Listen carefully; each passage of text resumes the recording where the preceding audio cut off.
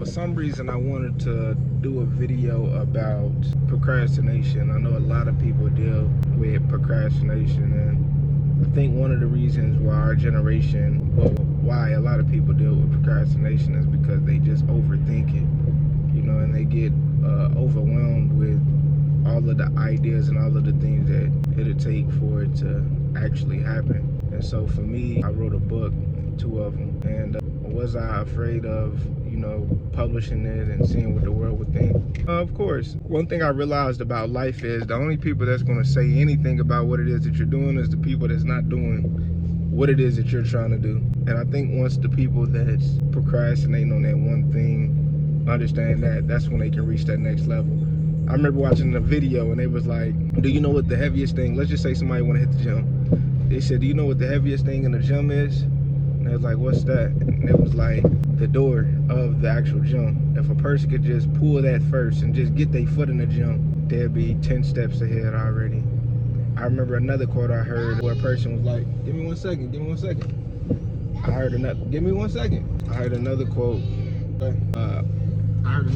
Where a guy said, jump out the parachute and jump out the plane and build the parachute on the way down. And imagine how many people would be in a better position if they would just jump out and build the parachute on the way down. And it's like a lot of people are just afraid. And I think sometimes people may be afraid of who they can become.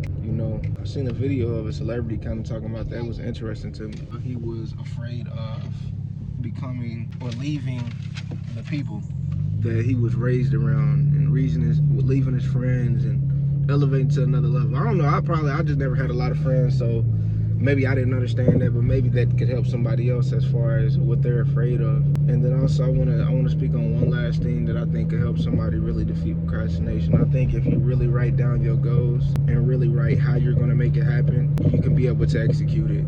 And I'm gonna talk about it a little bit after, what you can do after you write it down or whatever. But just think about this.